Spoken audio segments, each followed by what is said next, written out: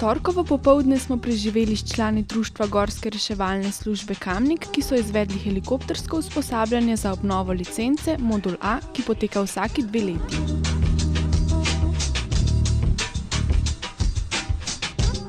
Usposabljanje je potekalo v Kamniški Bistrici s pomočjo helikopterja Slovenske vojske Bell 412 in 2 inštruktorjev letalskega reševanja Gorske reševalne zveze Slovenije, Janeza Brojana in Andreja Robiča.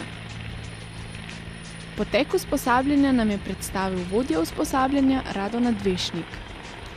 Ja, to je društvena vaja, ki jo drugače organizira Gorska reševalna zveza oziroma Komisija za letalsko reševanje s svojimi inštruktorji in se pravi kamniškimi gorskimi reševalci letalci. Ta vaja na vsaki 2 leti je obnavljalna modul A letalskega reševanja, kar pomeni za prevoz moštva v gore, kadar gremo v reševalne akcije. Danes nas je na vaji 31, kar je nekje tudi operativno število članov. Izvajamo klasične vaje, ki so že predpisane.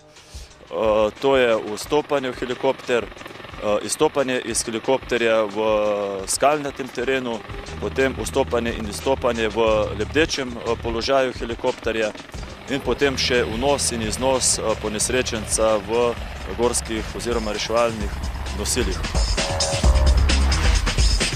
Hkrati bomo izvedli tudi dvigovanje oziroma reševanje z elektromagnetnim vitlom.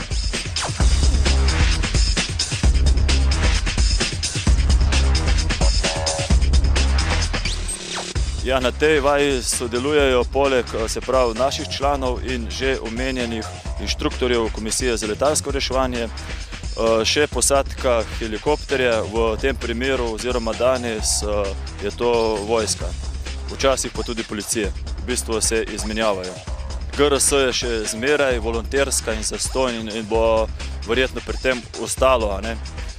Razen, da pač posadka plovila je poklicna in ta pač iz drugih virov se financira, pač v tem primeru iz vojske, če policija pa iz policije.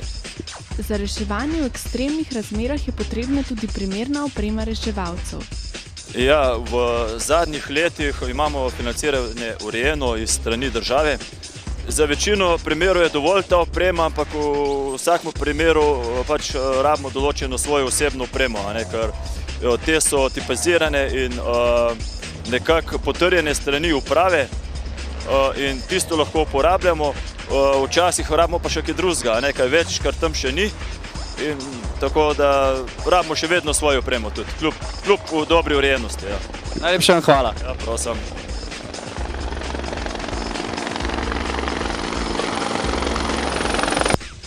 Balvan, ki ga uporabljajo za usposabljanje v letni tehniki reševanja v Kurji dolini, je primeren tudi za vajo vstopanja in izstopanja iz lebdečega helikopterja. V prihodnje pa se mora urediti še pristajalni prostor v Kamniški Bistrici pri Jurju, kjer večkrat pristaja helikopter v primeru reševalnih intervencij.